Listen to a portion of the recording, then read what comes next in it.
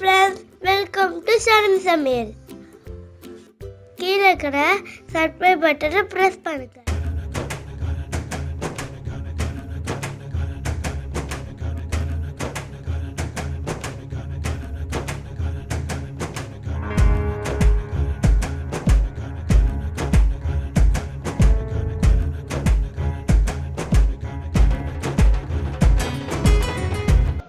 Hello friends, நான் தான் உங்கள் ஷர்மிளா. இன்றைக்கி நம்ம சேனலில் ஒரு சூப்பரான இன்ட்ரோ பார்த்துருப்பீங்க. இன்ட்ரோலேயே தெரிஞ்சிருக்கும் இன்றைக்கி வந்து சாரீ சேலஞ்ச் விலாகுன்ட்டு. ஃபர்ஸ்ட் ஆஃப் ஆல் நான் 2 பேருக்கு தேங்க்ஸ் சொல்லி ஆகணுங்க. ஃபஸ்ட்டு பார்த்தீங்கன்னா சங்கி சமையல் சேனல் நடத்துகிற சங்கீதா சிஸ்ஸுக்கும், அப்புறமா ஜாக்ஸ் கிச்சனோட சேனல் நடத்துகிற சுபேதா சிஸ்க்கும் நான் 2 பேருக்குமே தேங்க் பண்ணி ஆகணும். ஏன்னா இந்த செயினை பிரேக் பண்ணாமல் அவங்க தான் எனக்கு சேலஞ்ச் பண்ணியிருக்காங்க. ஸோ அந்த சேலஞ்சை நான் அக்செப்ட் பண்ணி இன்றைக்கி நான் வீடியோ போடுறேங்க. நான் 2 பேருக்குமே தேங்க் பண்ணுறேன். இந்த செயினை நானும் பிரேக் பண்ணாமல் இன்னொரு 3 பேருக்கு நான் சேலஞ்ச் பண்ண போகிறேன். அது யார் என்னன்ட்டு விளாக்குள்ளே போய் பார்க்கலாம். வாங்க வீடியோக்குள்ளே போகலாம். இன்றைக்கி விளாக் பார்த்தீங்கன்னா ஆஃப்டர்நூன்லேருந்து நைட் வரைக்கும் காமிக்க போகிறோம். ஸோ இப்போ டைம் பார்த்தீங்கன்னா 1 o'clock வந்து லஞ்ச் டைம் ஆகிடுச்சு. ஸோ குக்கிங், வீடியோ எடிட்டிங் எல்லா ஒர்க்கும் முடிச்சுட்டேன். அப்புறமா நம்ம ஃப்ரெஷ்ஷாக நம்ம ஃபுல் டே விளாக் நல்லா எடுக்கலான்ட்டு பிளான் பண்ணியிருக்கேன். ஸோ ஃபர்ஸ்ட் வந்து நம்ம சாப்பிட்ற வேலையை பார்த்துருவோம். ஸோ குட்டீஸ் கிட்ட எல்லாத்தையும் ஒரு பொருளாக கொடுத்து எடுத்து வச்சுட்டு இருந்தேங்க. எப்போவுமே சாப்பிடும் போது தரையில் சாப்பிடாம ஒரு பாய் போட்டு உட்காந்து சாப்பிடுங்க. அதுவும் ஃபேமிலியாக எல்லோரும் உட்காந்து சாப்பிடுங்க. இந்த லாக்டவுன் டைமில் நமக்கு ஒரு நல்ல டைம் கிடச்சிருக்கு ஃபேமிலியோடு ஸ்பெண்ட் பண்ணுறது. 3 வேளையும் எல்லோரும் ஒன்றா உட்காந்து சாப்பிடுங்க. எல்லாமே ஷேர் பண்ணி பேசி சாப்பிடுங்க. அவ்வளோ ஒரு ஹாப்பியாக இருக்கும். இன்றைக்கி ரொம்ப ஹெல்த்தியான ரெசிபி தாங்க. கீரை குழம்பு, அப்புறம் வந்து வெண்டைக்காய் ஃப்ரை. இன்றைக்கி குழந்தைங்களுக்கு பிடிச்ச மாதிரி ரெசிபி. ஸோ நல்லா என்ஜாய் பண்ணி சாப்பிட்டுட்டு இருந்தோம். என்னதான் நம்ம குட்டீஸ்க்கு சாப்பாடு போட்டு பிளேட்டில் கொடுத்தாலும் எங்கள் வீட்டு குட்டீஸ் அப்படியே ஏமாற்ற ஆரம்பிச்சிருவாங்க. சின்ன குட்டி ஃபஸ்ட்டு ஊட்ட சொல்லி ஆரம்பிப்பார். அப்படியே இது பெரிய குட்டி பார்த்துட்டு அவரும் பின்னாடியே ஓடி வந்துருவார். ஸோ நம்மளுக்கு ஃபஸ்ட்டு டாஸ்கே குழந்தைங்களுக்கு ஊட்டுற வேலை. அதுவே நம்மளுக்கு பெரிய டயர்டாயிடும். ஸோ அவங்க நல்லா விளையாட வச்சுட்டு ஊட்டுற வேலை முடிச்சுட்டேங்க. லஞ்ச் வேலை முடிச்சுட்டு தர்பீஸில் வந்து சீட்ஸ் எல்லாம் எடுத்துட்டு ஒரு ஜாரில் கொஞ்சமாக சக்கரை போட்டு நல்லா அரைச்சிட்டிங்கன்னா ஜூஸ் நல்லா உங்களுக்கு வந்திருக்கும். அதை நீங்கள் அப்படியே குடிக்கலாம். பட் குட்டீஸ் வந்து ஐஸ்கிரீம் மாதிரி கேட்டிருந்தாங்க. இதை அப்படியே நம்ம இந்த ஐஸ் ட்ரீயில் போட்டோம்னா ஐஸ்கிரீம் ரெடி ஆகிடும். இதை ஏற்கனவே ஒரு vlogல டீட்டெயிலாக சொல்லியிருக்கேன். ஸோ உங்கள்கிட்ட சும்மா ஒரு ஷார்ட்டாக ஒரு இன்ட்ரோவாக சொல்லிட்டேன். ஸோ இதை வந்து நம்ம ஃப்ரீசருக்குள்ளே போட்டுட்டு நம்ம அடுத்த வேலையை பார்க்க போயிடலாம். எங்கள் வீட்டு காக்கா வந்து இந்த டைமில் கரெக்டாக இங்கே வந்துட்டே இருப்பாங்க. ஏன்னா மார்னிங் வச்சு அரிசி காலி ஆகிடுச்சு. திரும்ப வச்சோன்னு திரும்ப சாப்பிட்டுட்டு போவார். அப்புறமா கடகடன்ட்டு நம்மளுக்கு எடிட்டிங் வேலை முடிச்சுட்டேன். இப்போ நம்ம அப்லோட் பண்ணுற வேலை என்னால் கரெக்டாக 11:30க்கு போடவே முடியலங்க. இந்த லாக்டவுன் முடிச்சிட்ட பிறகு கண்டிப்பாக நான் உங்களுக்கு போடுறேன். பிகாஸ் இந்த டைமில் நம்மளுக்கு வேலை கரெக்டாக ஓடிட்டு இருக்கிறதுனால ஷெட்யூல் படி பண்ணவே முடியல வீடியோ. அதே போல் ஆக்டிவிட்டீஸ் வீடியோவும் வர்றதுனால நான் கரெக்டாக அன்றைக்கான டேல தான் பண்ண முடியுது. டைமிங் கொஞ்சம் முன்ன பின்ன நான் மாற்றி போடுறேன். ஸோ சாரி எல்லாருக்கும். நான் அப்புறமா 11:30 கரெக்டாக நான் போட்டுடுறேன் லாக்டவுன் முடிஞ்ச பிறகு.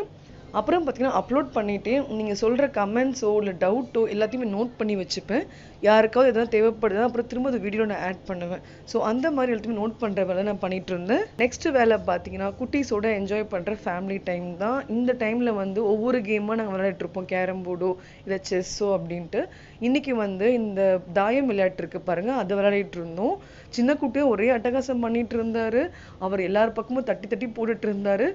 இந்த கேம் வந்து குழந்தைங்களுக்கு சொல்லிக் கொடுங்க. முக்கியமாக இந்த காய் நகர்த்தது எல்லாமே பெரிய குட்டி தான் பண்ண வைப்பேன். பிகாஸ் கவுண்டிங்லாம் உங்களுக்கு தெரியணும் அப்படின்றத கவுண்ட் பண்ணி பொறுமையாக பண்ண சொல்லுவேன். ஒரு கேம் 5 minutes விளையாடணும்னா இவங்க கிட்ட 20 minutes ஆக்குவாங்க. இருந்தாலும் பரவாயில்ல, குழந்தைங்களுக்கு கால்குலேஷன் கொஞ்சம் தெரியுன்றதுக்காக இது ஒரு கேமை நாங்கள் எப்பவும் விளையாட வச்சுட்டு இருப்போம். ஒரு நாள் பல்லாங்குழி, ஒரு நாள் கேரம் போர்டு, அப்படி மாற்றி விளையாடிட்டு இருப்போம். இன்னைக்கு இந்த கேமை ரொம்ப என்ஜாய் பண்ணிட்டு இருந்தோம். நெக்ஸ்ட் கிச்சனுக்கு போயிட்டு ஃபர்ஸ்ட் ஊற வைக்கிற வேலை பண்ணிட்டு இருந்தாங்க. ஏற்கனவே பட்டாணி ஊற வச்சிருக்கேன் மசாலா பூரி செய்யறதுக்காக. அதை பற்றி ரெசிபி உங்களுக்கு நான் அப்புறமா காமிக்கிறேன். இப்போ வந்து மாப்பிள்ளை சம்பா அரிசியும் உளுந்தும் ஊற வச்சிருக்கேன். ரெண்டுமே பார்த்தீங்கன்னா கருப்பு உளுந்தும் மாப்பிள்ளை சம்பா அரிசி ரொம்ப ஆர்கானிக்காக நல்லாயிருக்கும். இது எப்படி வருது தோசைன்னு எனக்கு தெரியாதுங்க. ஏன்னா ஃபர்ஸ்ட் டைம் நான் ட்ரை பண்ணுறேன். ரேஷியோலாம் உங்களுக்கு அப்புறமா ஒரு வீடியோ தனியாக போடுறேன். நெக்ஸ்ட் இந்த பக்கம் பார்த்தீங்கன்னா சாமான் அவ்வளோ கிடக்குங்க. ஸோ எல்லாத்தையும் வாஷ் பண்ணுற வேலை தான். பாத்திரம் எல்லாம் வாஷ் பண்ணிக்கிட்டு நெக்ஸ்ட் நான் யாரெல்லாம் நாமினேட் பண்ண போகிறேன்ட்டு உங்கள்கிட்ட அப்படின்னா ஷேர் பண்ணிடுறேங்க. ஃபஸ்ட்டு பார்த்தீங்கன்னா ஜஸ்ட் பிலீவ்னு ஒரு சேனல் இருக்குங்க. அவங்க பவித்ரா சிஸ்ன்னு அவங்க பேர். பார்த்தீங்கன்னா வீல் சேர் மாடல். ஸோ அவங்களோட வீடியோஸ்லாம் ரொம்ப நல்லா இருக்குங்க. கண்டிப்பாக உங்கள் சேனலில் போய் செக் பண்ணி பாருங்கள். அவங்க சேனல் நேம் பார்த்தீங்கன்னா ஜஸ்ட் பிலீவ்ன்ட்டு.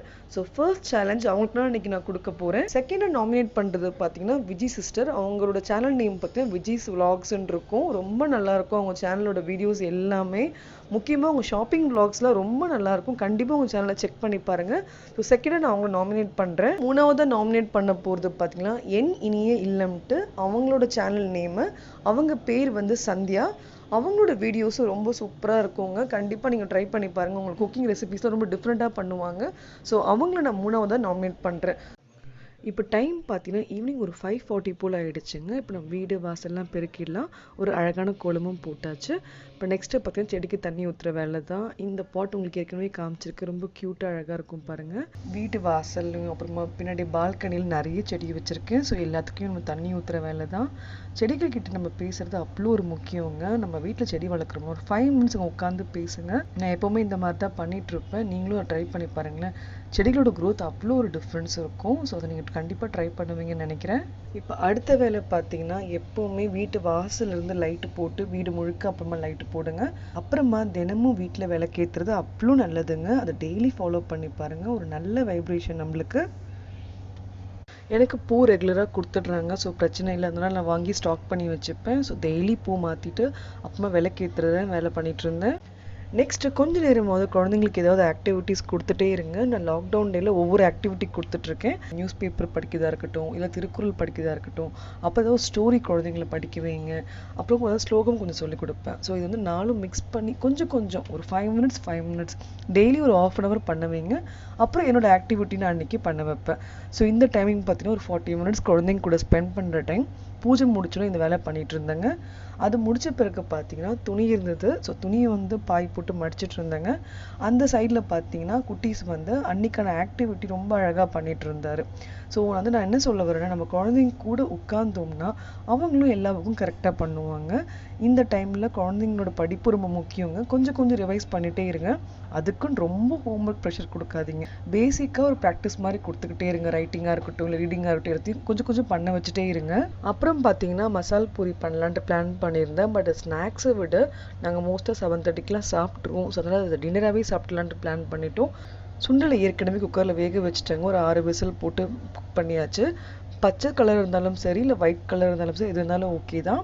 இங்கே பார்த்தீங்கன்னா வெங்காயம், தக்காளி, பச்சை மிளகாய், இஞ்சி, பூண்டு, அப்புறமா கொஞ்சமாக புதினா, அப்புறமா கொஞ்சமாக கொத்தமல்லி.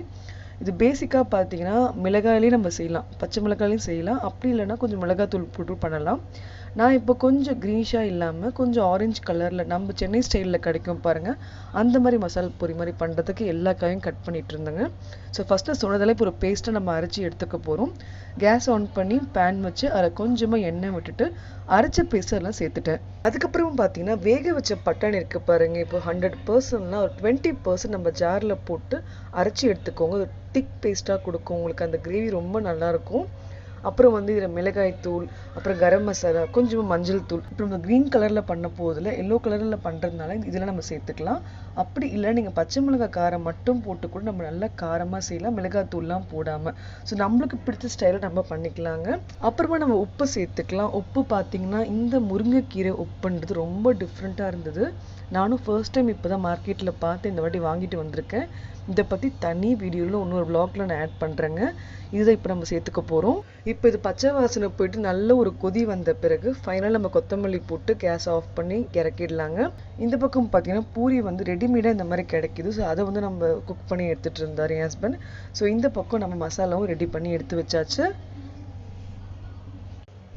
இதுக்கு தேவையான எல்லா பொருட்களும் தனியாக அரேஞ்ச் பண்ணி வச்சுட்டேன் பாருங்கள், எவ்வளோ அழகாக இருக்குது.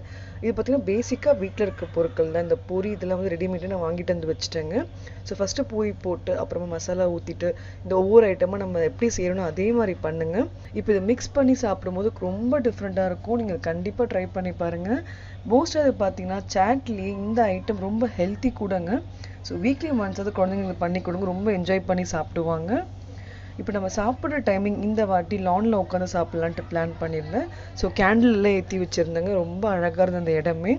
இந்த பக்கம் உட்காந்து நாங்கள் ரொம்ப சூப்பராக என்ஜாய் பண்ணி சாப்பிட்டுட்டு இருந்தோம். ஒவ்வொரு டைமுமே நம்ம ஒன்றா உட்காந்து சாப்பிடும் போது, குட்டீஸ் கூட பேசி சாப்பிடும் போது அவ்வளோ ஹாப்பியாக இருந்தது. இந்த லாக்டவுன் டைமில் எங்களுக்கு என்ன ஒரு ஸ்பெஷல்னால், எங்கள் குட்டீஸ் இப்போ தானே எடுத்து சாப்பிட்றதுக்கு ஒரு ப்ராக்டிஸ் மாதிரி இருக்குது. ஸோ ஒன்றா உட்காரும் போது கொஞ்சம் தானே எடுத்து சாப்பிட்ற ட்ரை பண்ணுறாங்க. அப்புறமா கூட நம்ம ஊட்டிக்கலாம். பட் இந்த மாதிரி ப்ராக்டிஸ் பண்ணுங்க, அது ரொம்ப ரொம்ப முக்கியம். ஸோ எல்லா ஒர்க்கும் முடிச்சாச்சுங்க. அப்புறம் பார்த்தீங்கன்னா 9 o'clock போல் ஆயிடுச்சு. நாங்கள் எப்போவுமே ஒரு 8 o'clock போல் சாப்பிட்டாச்சு. அப்புறமா வந்து நம்ம ஐஸ்கிரீம் வச்சது நாங்கள் மறந்துட்டோம். பெரியவருக்கு ஞாபகம் வந்துருச்சு. டக்குன்னு ஃப்ரீசர் தர மம்மி ஐஸ்கிரீம் எடுத்துட்டு ரொம்ப கேட்டுட்டு இருந்தான். ஸோ அவருக்காக நாங்கள் எடுத்து கொடுத்துட்டு அப்புறமா படத்தை பார்த்துட்டு என்ஜாய் பண்ணி சாப்பிட்டுட்டு இருந்தோங்க. படுக்க போகிறதுக்கு முன்னாடி இந்த அரிசி நான் அரைச்சி வச்சுட்டு படுத்துட்டேங்க. நார்மலாக நம்ம இந்த மாதிரி தான் மிக்ஸி ஜார்லேயே அரைச்சிக்கிட்டாலே போதும். இதுக்கு கிரைண்டர் கூட யூஸ் பண்ணலை. நெக்ஸ்ட் டே மார்னிங் பார்த்தீங்கன்னா இந்த மாதிரி தோசை நல்லா தான் வந்துச்சு. கரெக்ட் மெஷர்மெண்ட்டோட தனியாக ஒரு vlogல நான் போடுறேன். இந்த vlogல சில டிப்ஸ் உங்களுக்கு கண்டிப்பாக யூஸ்ஃபுல்லாக இருக்கும்னு நினைக்கிறேன். பிடிச்சிருக்கவங்க லைக் பண்ணுங்கள், ஷேர் பண்ணுங்கள் அண்ட் உங்கள் ஃபீட்பேக் எனக்கு கமெண்ட்டில் சொல்லுங்கள். இதே போல் இன்னொரு நல்ல வீடியோவில் சந்திக்கிறேன். Have a great day friends. Bye.